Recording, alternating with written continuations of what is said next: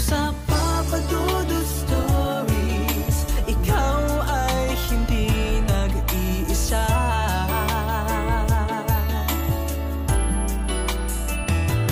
Dito sa Papa Dudut Stories, may nagmamahal sa'yo. Sadyang napakahiwaga ng ating mundo dahil hanggang sa ngayon ay marami pa ring bagay ang nagbibigay sa atin ng napakaraming katanungan. May mga nilalang na hindi natin sigurado kung totoo o kathang isip lamang. Ngunit paano kung ang mga nilalang na hindi mo pinapaniwalaan ay siyang magdala sa iyo ng kapahamakan? Paano kung gumanti sila sa iyo sa paraan na hindi magiging maganda ang katapusan?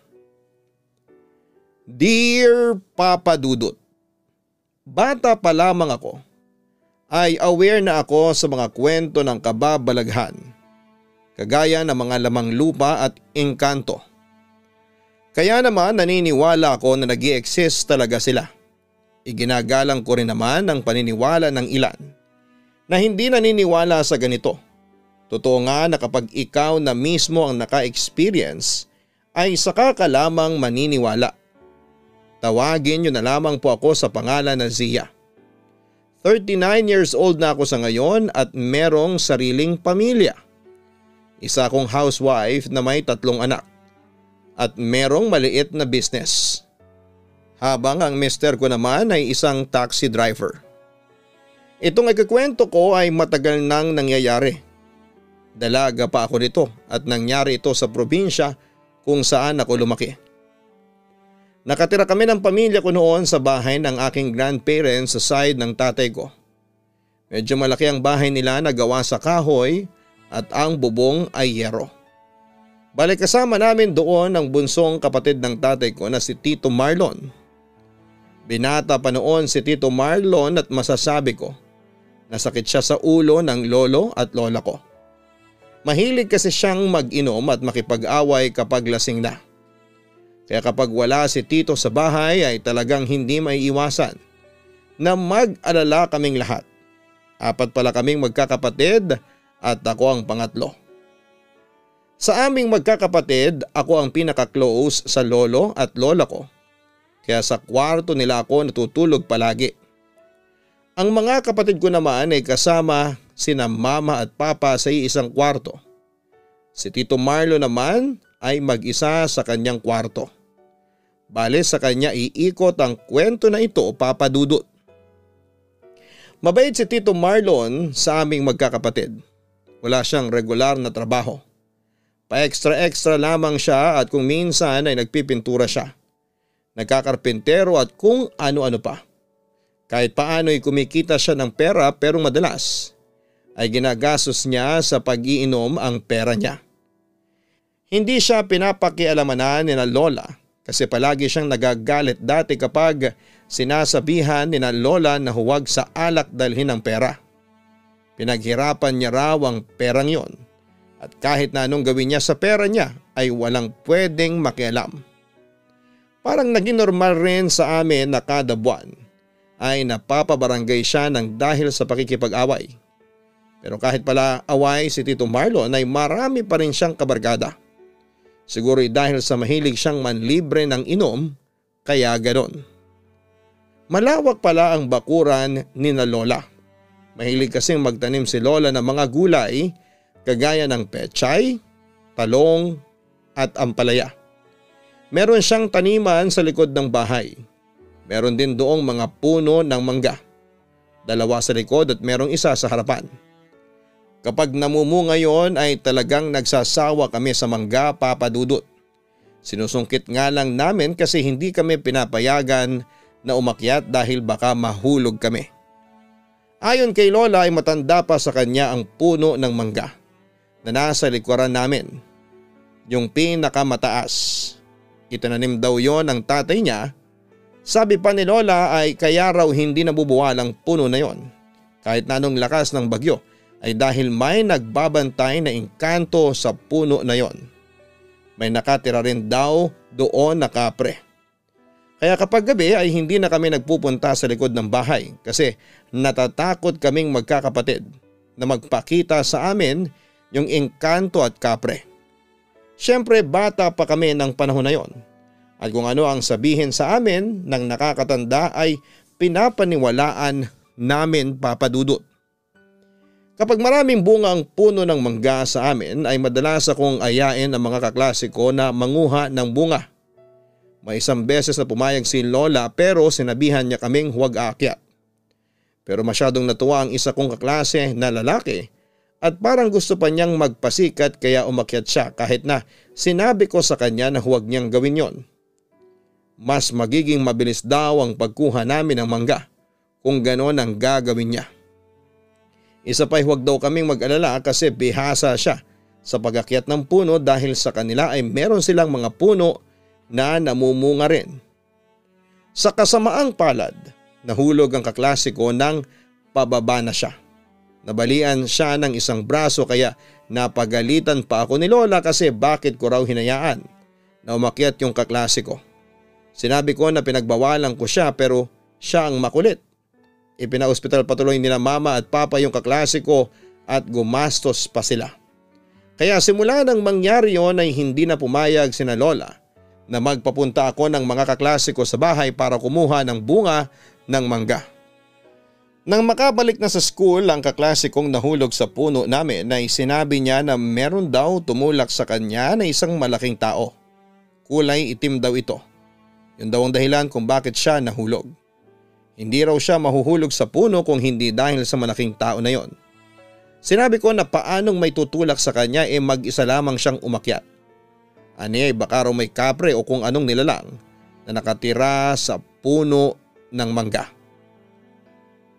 Doon ko na ikinuwento sa kanya na sabi ng lola ko ay meron ngang nakatirang kapre at engkanto sa puno na inakyat niya. Ang mga yon ang bantay ng puno. Kaya ang sabi ng kaklase ko ay kahit kailan ay hindi na siya aakyat sa puno ng mangga sa bahay ng lolo at ng lola ko. Nang malaman ko yon ay mas lalo akong naniwala na meron ngang nagbabantay sa puno na yon, Papa Dudut. Ganon pa man dahil sa bata kami ay tuloy pa rin kami sa pagkuha ng bunga sa puno kapag meron. Hindi na lamang kami umaakyat para maiwasan ang kung anong disgrasya. Siguro ay ayaw ng mga nakatira sa puno na merong umakyat doon. Kahit naman sino ay magagalit kapag may pumasok sa bahay nila na hindi nila kilala. Isang araw ay isinama ako ni Lola sa palengke. High school na ako ng time na yon at isa sa paborito kong ginagawa namin ni Lola ay ang pamamalengke. Hindi dahil sa magiging taga-bitbit niya ako ng mga pinamili niya kundi dahil sa palagi niya akong ibinibili ng kung anong pagkain na meron sa palengke. May nakita si Lola na mga nagbebenta ng binhi ng mga gulay. Kaya tumingin siya at bumili. Inalok ng tindera ang binhi ng kalabasa at ibinida yon ng tindera na maganda yung itanim dahil masarap ang pinuproduce noong kalabasa. Nabudol si Lola ng tindera at bumili siya. Ang problema nga lang ay hindi niya alam kung saan niya yon pagagapangin. Sabi ko baka pwedeng doon sa puno namin at pwede naman daw yon. Pag-uwi namin ni Lola sa bahay ay itanim niya kaagad ang binhi ng kalabasa sa may tabi ng isang puno ng mangga sa likod ng bahay. Doon niya yon sa puno na walang nakatira na engkanto at kapre. Baka raw kasi magalit yung mga nakatira sa kabilang puno at kung ano pa ang mangyari sa amin. Lola, bakit po ba palagi na lang nating inaalala ang mga nakatira sa puno na yan? Hindi ba sa atin yun? Dapat silang matakot sa atin. Nagtataka kong tanong kay Lola. Tumahimik ka nga, Zia. Baka marinig ka nila. Oo, atin ang puno, pero silang nakatira doon. Hindi natin alam kung paano sila mag-isip kaya tayo ang makikisama. Hindi rin natin alam kung ano ang pwede nilang gawin kapag nagalit sila. Sagot pa ni Lola. Ewan ko ba pero nagtataka talaga ako sa bagay na yon, Papa Dudut. Masyado akong curious kung bakit ang mga nilalang pa na yon ang may gana na manakit kapag nagambala sila sa puno gayong sa amin ang puno na yon. Dapat pa nga silang magpasalamat na nakatira sila doon ng libre.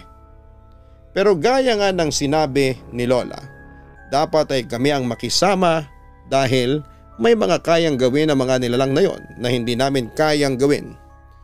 Nabanggit din sa akin ni Lola na noong bata pa siya ay sinubukan na putulin ng tatay niya ang puno ng mangga. Kasi natatakot ito na baka kapag may malakas na bagyo ay matumba yon at bumagsak sa bahay.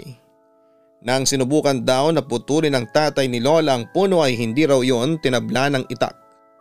Para lang daw tumataga sa gulong ang tatay niya.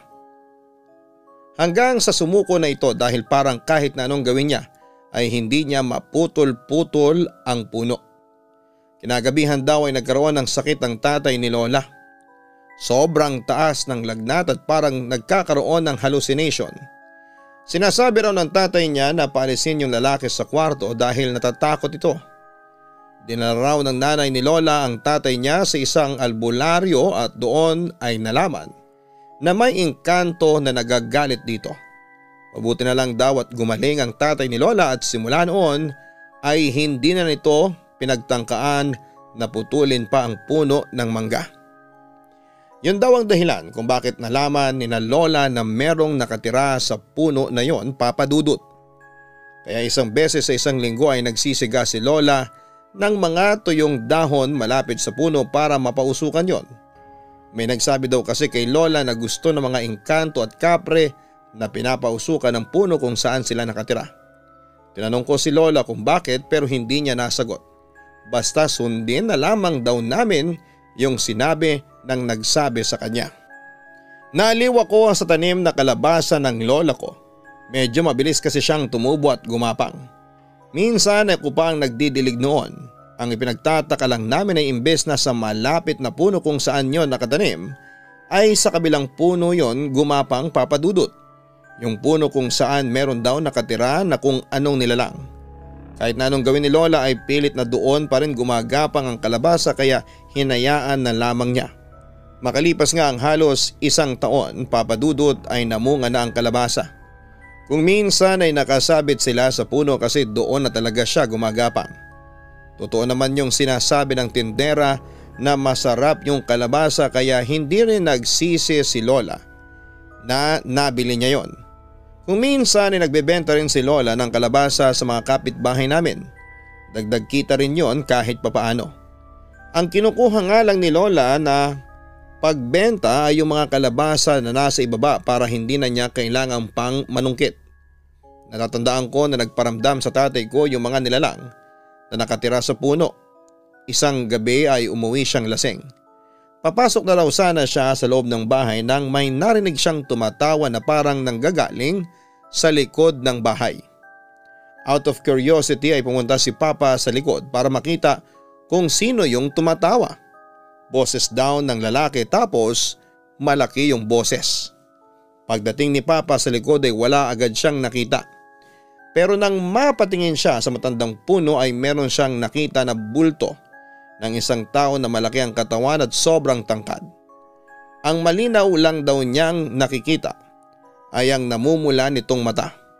Parang nagkatitigan pangaraw sila at hindi agad siya nakagalaw sa sobrang gulat at takot. Kung hindi pa raw siya sinisitaan ng malaking lalaki ay hindi siya makagagalaw at tatakbo papasok ng bahay.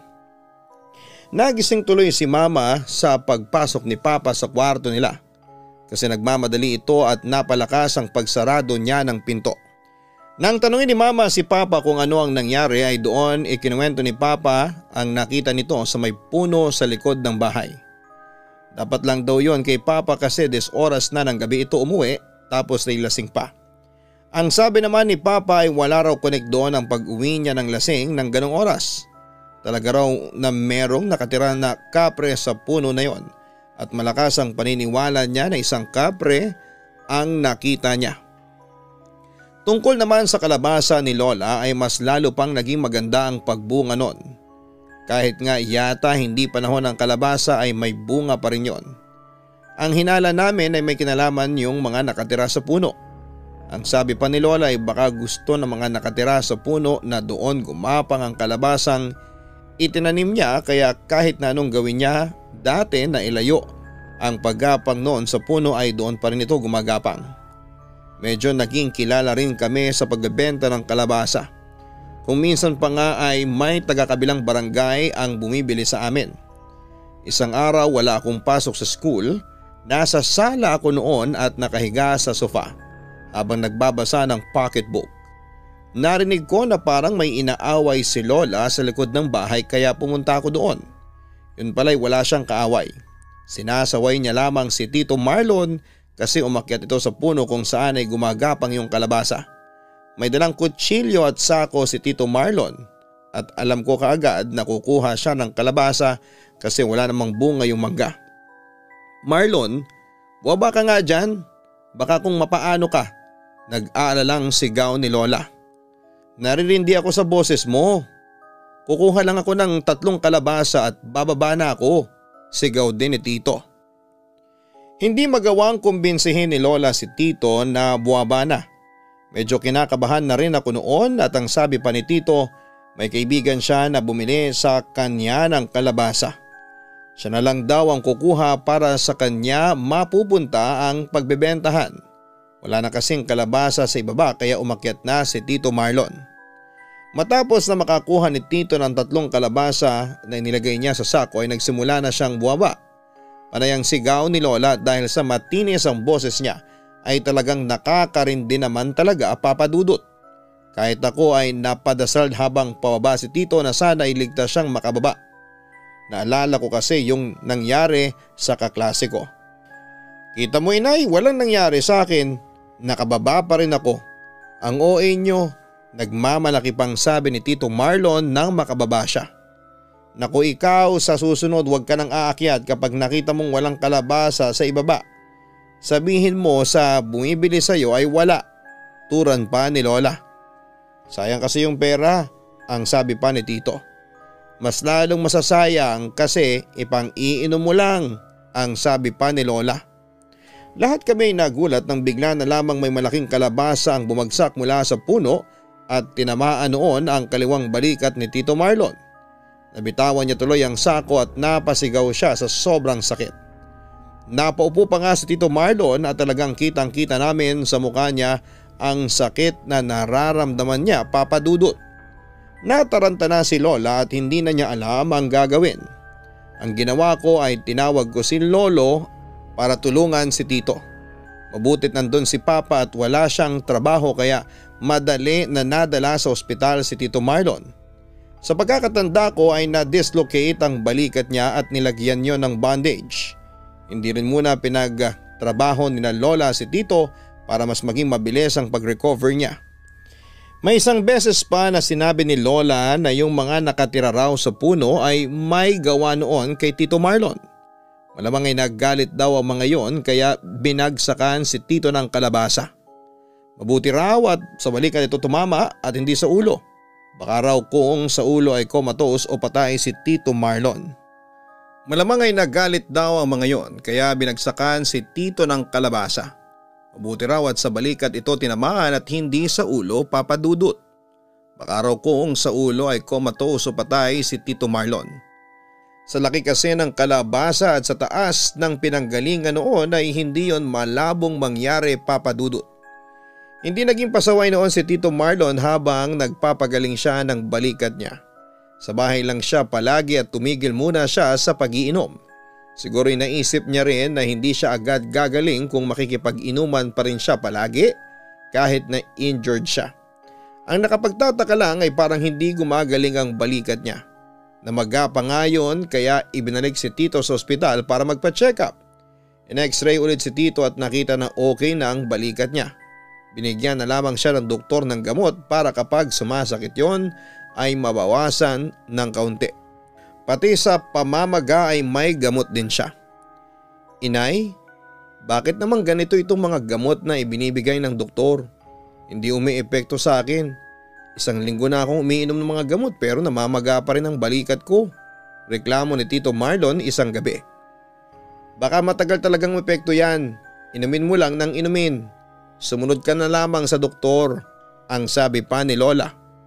"Wala man lang akong nararamdaman kahit na kaunting ginhawa eh. nawawalang sakit ng sandali pero bumabalik ulit. Turan pa ni Tito Marlon. Totoo ang sinasabi na yon ni Tito Papadudot. Kahit kami ay nakikita na walang nangyayaring pagbabago sa pamamaga ng balikat niya.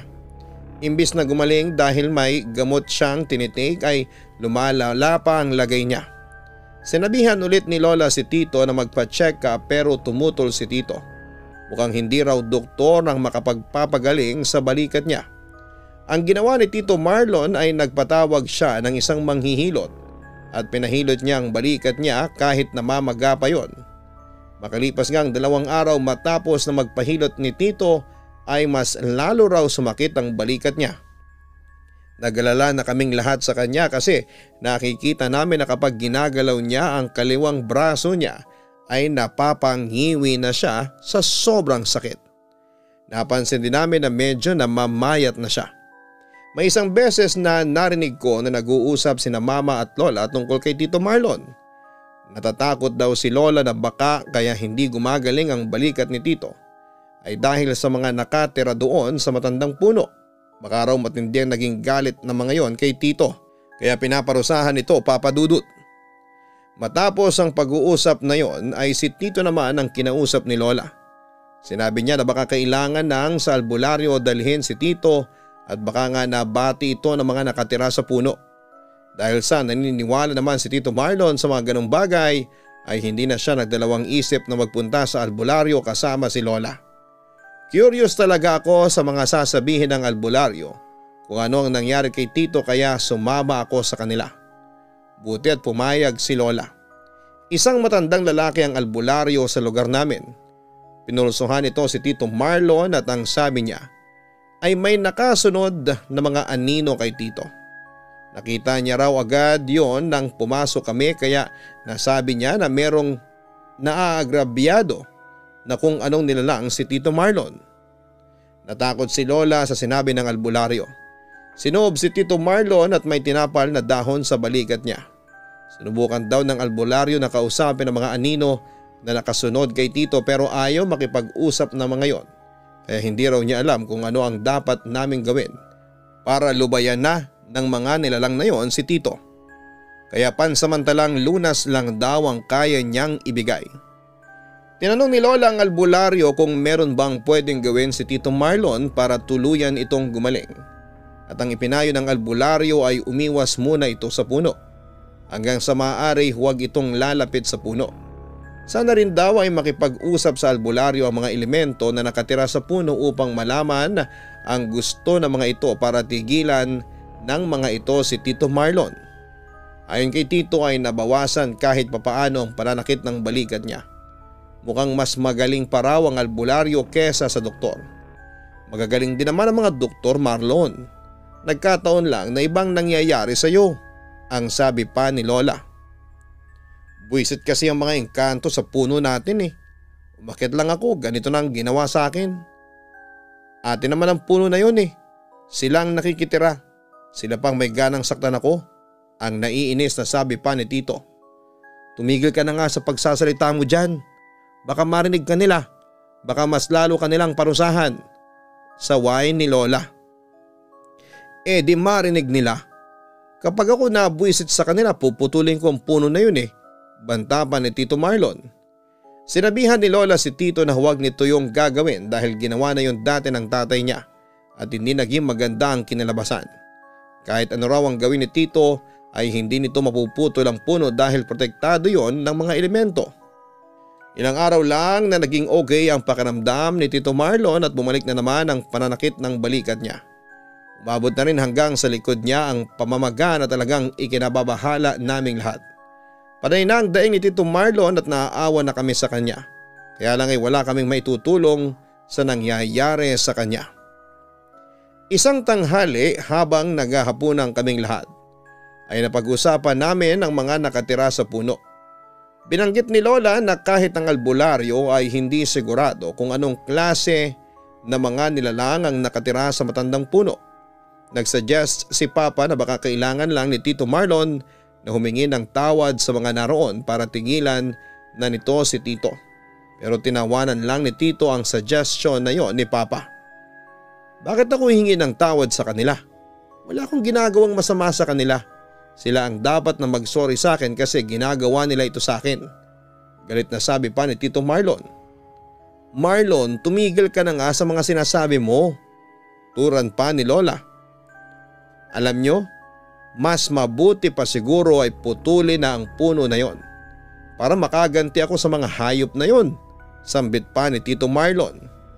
Yan ang wag mong gagawin, sabi pa ni Lola. Tumahimik si Tito Marlon pero kita sa mukha niya ang galit. Nagulat kaming lahat nang biglang tumayo si Tito Marlon at kinuha ang palakol sa may kusina.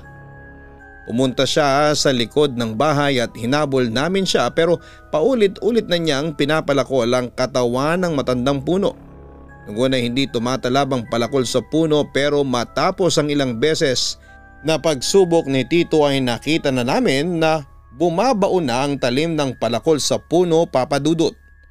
Pinigilan naman ni Lola si Tito at inagaw niya ang palakol. Talagang galit na galit si Tito Marlon kasi kahit masakit ang balikat niya ay nagawa niyang palakulin ng malakas ang puno. Humingi rin ng tawad si Lola sa mga nakatira sa puno at aniya ay nadala lamang ng galit si Tito Marlon.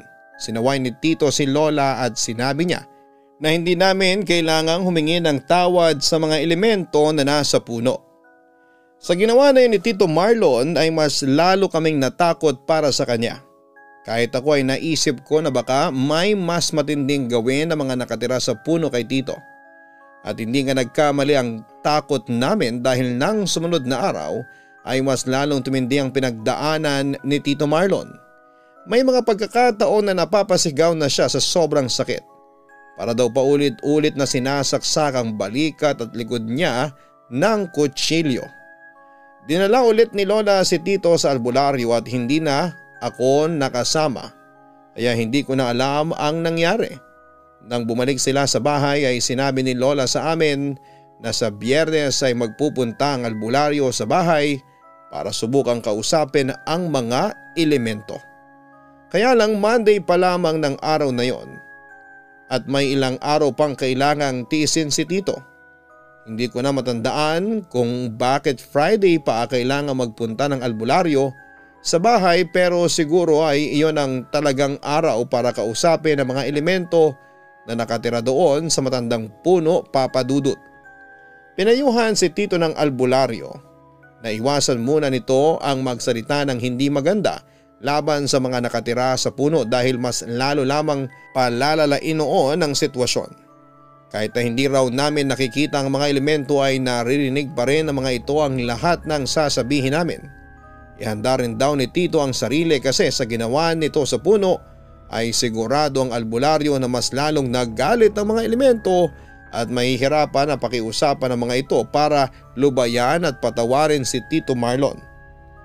Hindi naging maganda at madali ang paghihintay namin na dumating ang araw ng Biyernes lalo na kay Tito Marlon. Kinagabihan, matapos na umalis ng albularyo sa bahay ay doon na nagsimula ang kalbaryo ni Tito. Tahimik ang gabing yon, katabi kong matulog sina Lolo at Lola. Nagising kami dahil sa malakas na sigaw ni Tito Marlon. Ang akala namin ay inaatake na naman siya ng pananakit ng likod niya pero hindi pala. Pupuntahan sana ni Lola si Tito sa kwarto niya nang biglang bumukas ang pinto ng kwarto at pumasok si Tito Marlon. Kitang-kita namin ang takot sa mukha niya. "Marlon, anong nangyayari sa iyo?" ang nagtatakang tanong ni Lolo. "May halimaw sa kwarto ko. Ayoko na doon," sagot ni Tito sa nanginginig na boses. Halimaw? Anong halimaw?" tanong ni Lolo. "Huwag niyo na akong tanungin kung anong halimaw kasi hindi ko rin alam. Basta ayaw ko nang matulog doon kasi ang sabi niya ay hindi siya aalis sa kwarto ko," sagot pa ni Tito. "Sige, dito ka na muna matulog at doon na kami ni Zia sa kwarto mo," sabi pa ni Lola. Kaya ang nangyari ay sina Tito at Lolo muna ang magkasama sa kwarto habang kami ni Lola naman sa kwarto ni Tito Marlon. Hindi agad kami nakatulog ni Lola dahil sa nangyari. Tahimik lang kaming dalawa at nakikiramdam ako noon kasi ang sabi ni Tito ay meron siyang nakitang halimaw sa kwarto niya. Hindi ko tuloy maiwasang isipin na paano kung totoo ang sinabi niya at meron talagang halimaw doon. Lola, yung mga nakatira kaya sa puno ang sinasabi ni Tito na halimaw? Curious kong tanong. Siguro, hindi rin ako sigurado, pero pwede rin na imahinasyon lang yon ng tito mo. Alam mo naman na matagal nang hindi tumitikim ng alak si Marlon. Baka epekto yun noon, tugon pa ni Lola. Lola, mamamatay po ba si Tito Marlon? Casual kong tanong. Tumigil ka nga siya. Ano ba yung tanong mo? Hindi mamamatay si Marlon. Kailangan nating maghintay hanggang Biyernes at kakausapin na noong albularyo yung mga nasa puno para malaman natin kung ano ang dapat nating gawin, turan pa ni Lola. Siyempre ayoko namang mawala sa amin si Tito Marlon, Papa Dudut. Kahit na palainom siya ay mabait siya sa aming magkakapatid. Kung minsan ay pasimple niya kaming binibigyan ng pera na pandagdag sa baon namin sa school. Kinabukasan sa almusal ay napansin ko na parang wala sa sarili si Tito Marlon. Nakatulala lamang siya at walang ganang kumain. Malikot ang mata niya na para bang may kinakatakutan siya sa paligid. Pumasok ako noon sa school kaya hindi ko na alam kung ano ang nangyari sa bahay. Kaya nagulat ako nang pagbalik ko ng hapon sa bahay ay nakatali na si Tito Marlon sa higaan ng kwarto niya. Tahimik lamang siya pero nakita ko na meron siyang sugat sa kanyang braso. Nakakaawa siya sa itsura niya, Papa Dudut. Nalaman ko kay Mama na habang nasa school kami ng mga kapatid ko ay bigla na lamang daw nagsisigaw si Tito Marlon. At ang sabi nito ay meron itong nakikita ng mga tao sa loob ng bahay. Marami raw at sumisigaw ito na paalisin ni na Mama ang mga taong yun. Pero wala raw nakikitang ibang tao sina Mama ng oras na yon. Hanggang sa kumuha raw ng kutsilyo si Tito at umakto ito na parang may sinasaksak sa paligid. Sa takot ni na Mama na baka merong masaktan sa ginawa ni Tito ay humingi sila ng tulong sa mga kapitbahay at doon na sila nag-decide na itali na si Tito sa higaan nito. Pumunta rin daw ang albularyo sa bahay at ayon dito ay kailangan pang maghintay ng Biyernes at mas makakabuti na itali na muna si Tito Marlon para maiwasan ang mga hindi magagandang pangyayari. Bantayan na lang daw namin ito at huwag hahayaan na mag-isa. Si Lola muna ang nagpakain kay Tito Marlon. Kapag kailangan na magbanyo ni Tito ay may nakahandang arinola sa kwarto niya at doon muna siya nagbabawas pansamantala. Talagang naging isang malaking pagsubok sa pamilya namin ang pangyayaring yon, Papa Dudut. Sobrang bilis kasi ng mga pangyayari. Parang kailan lang ay okay lang si Tito Marlon tapos ay nagbago ang lahat. Simula nang mabagsakan siya ng kalabasa sa balikat. At nang time na yon ay nakatali na siya na para bang isa siyang mabangis at mapanganib na hayop. Nakakaawa si Tito Marlon sa totoo lang, Papa Dudut. Pero yun kasi ang makakabuti sa kanya at sa aming lahat. Natatakot din kasi sina Lola na baka pati kami ay magawang saktan ni Tito Marlon. Sa sumunod na gabi ay naging tahimik naman si Tito, si Lolo ang nagbabantay sa kanya sa kwarto niya habang kami ni Lola ang magkasama sa higaan. Walang ano-ano ay nagising ako ng madaling araw at nakaramdam ako na kailangan kong gumamit ng banyo. Kampante akong lumabas ng kwarto at nagpunta sa banyo, Papa Dudut. After ko magpunta sa CR ay naisipan kong silipin si Tito Marlon sa kwarto niya. Hindi ganoong kadilim sa kwarto ni Tito nang sumilip ako. Kahit paano ay meron pa akong naaaninag. Nakahiga si Tito sa higaan niya. Isasarado ko na sana ang pinto nang may nakita akong lalaki na nakatayo sa isang sulok ng kwarto. Yung hugis ng katawan niya ang nakita ko, Papa Dudut. Akala ko ay si Lolo yon dahil silang dalawang magkasama doon. Tinawag ko pa nga yung lalaki na inakala kong si Lolo pero hindi siya gumalaw o nagsalita. Inulit ko ang pagtawag ng medyo mas malakas. Nagulat na lamang ako nang bumangon mula sa sahig si Lolo, nakakamot-kamot sa ulo. Pinagalitan niya ako kung bakit ko siya ginigising ng ganong oras. Hindi ako makapagsalita, Papa Dudut. Tiningnan ko ulit yung lalaki na nasa sulok at natakot ako kasi nakita ko na ang pula ng mga mata niya na parabang sa akin siya nakatingin. Lolo, may tao, nanginginig kong sabi at tinuro ko yung lalaki sa kanya. Ha, wala naman na, paklipan ni Lolo. Tumayo si Lolo at binuksan ang ilaw. Nang magliwanag na sa buong kwarto ay hindi ko na nakita yung lalaki. Bigla na lamang siyang nawala, Papa Dudut. O nasan yung tao? Kami lang ng tito mo ang nandito, turan pa ni Lolo. May nakita po kasi akong kaninang lalaki. Mapulang mata niya at parang galit, sagot ko. Ikaw talaga kung ano-anong mga nakikita mo. Bumalik ka na sa lola mo at matulog ka ulit, utos pa ni Lolo.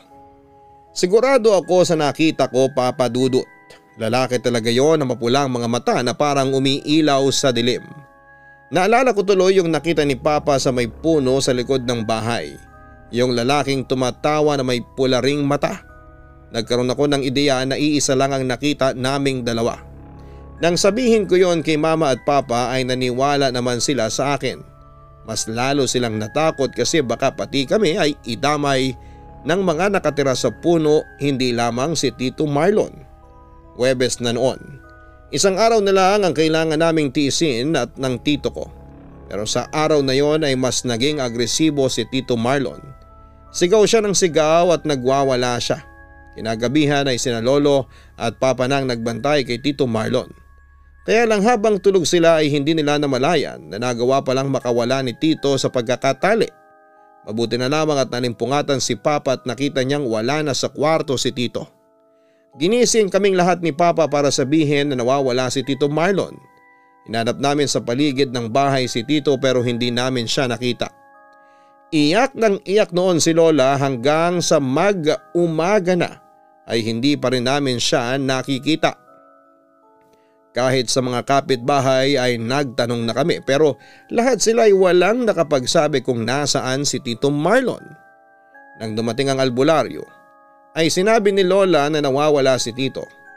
Ayon sa albularyo ay may hinala siya na kinuha ng mga nakatira sa puno si Tito Marlon.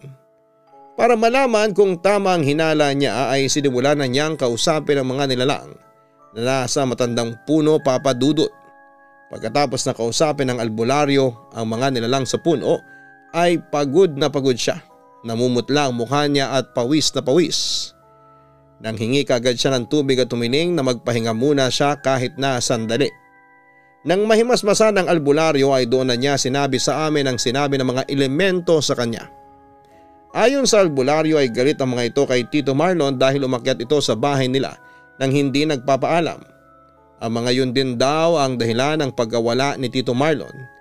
Ibabalik lang daw ng mga yon si Tito kapag nag-alay ng prutas at karne sina Lola at mangako si Tito Marlon na hindi na nito gagambalain pang tirahan ng mga nilalang na yon, Papa Dudut.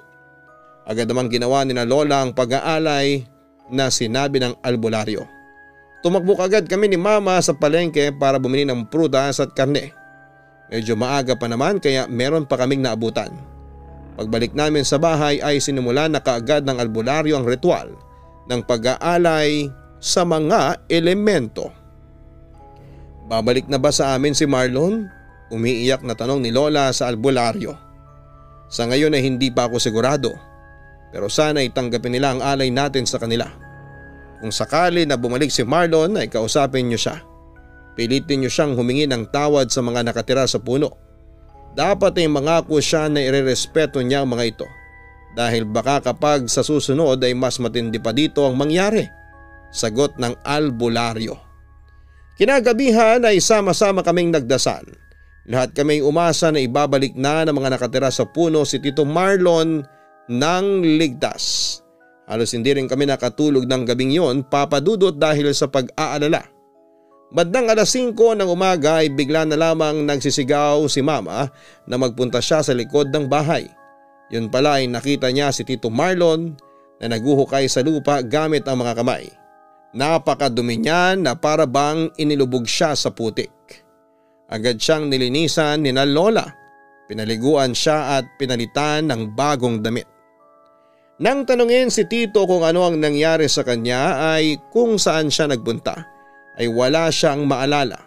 Ang tanging naaalala lang daw niya ay may mga tao na nakaputi na sumundo sa kanya sa kwarto at pagkatapos ay wala na siyang naaalala. Kusa nang humingi ng tawad si Tito Marlon sa mga nakatira sa matandang puno, Papa Dudut. Simula din noon ay parang nagbago na si Tito. Hindi na siya umiinom at nakikipagbarkada. Nagkaroon na rin siya ng trauma na magpunta sa likod ng bahay. Hanggang sa nagkaroon ng pagkakataon si Tito Marlon na makapagtrabaho sa ibang bansa. Ang sabi ni Lola, mas okay yon para malayo si Tito sa lugar na kinakatakutan nito. Nang mamatay si Lolo ay umuwi si Tito at napansin namin na kahit matagal na siyang ginambala ng mga nakatira sa puno ay takot pa rin siyang magpunta sa likod ng bahay. Ngayon ay wala na kami sa bahay na yon. Ipinagbenta na ng mga kapatid ni Papa ang bahay at lupa nang pati si Lola ay namatay. Sa pagkakaalam ko hanggang ngayon ay naroon pa rin ang matandang puno. Sana nga lang ay hindi na magambala pa ang mga nilalang na nakatira sa puno na yon. Sana kung sino man ang mga taong bagong nakatira sa dating lupa ng lolo at lola ko ay irespeto nila ang mga nilalang na yon dahil baka sa susunod ay sa kanila naman ito gumante. Lubos na gumagalang, Zia. Ang pagbibigay ng respeto at paggalang ay hindi lamang ibinibigay sa mga tao kundi maging sa mga nilalang na hindi natin nakikita at kung minsan ay hindi pinapaniwalaan. Maaari na hindi nga sila totoo ngunit ang ating mundo ay puno ng hiwaga at misteryo. Kung alam mo na merong elemento o espiritu sa isang lugar ay iwasan mo na lamang ito hanggat maaari. Ibigay na natin ang maliit na espasyo na yon para sa kanila.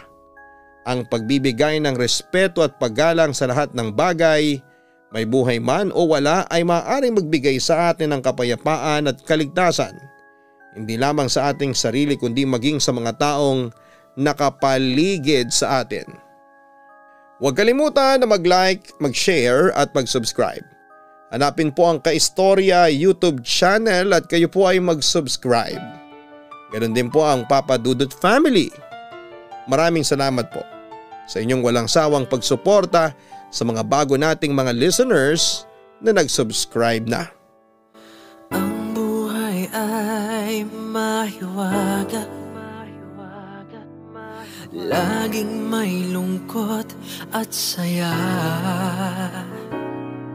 Sa Papa Dudut Stories, laging may karamay ka.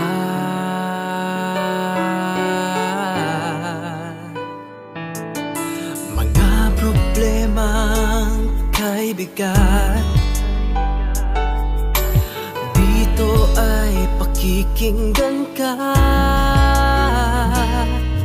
Sa Papa Dudut Stories, kami ay iyong kasama.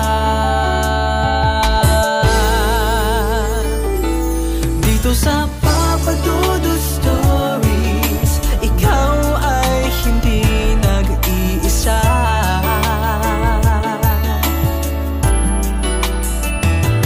Dito sa Papa Dudut Stories, may nagmamahal sa'yo. Papa Dudut Stories, Papa Dudut Stories, Papa Dudut Stories.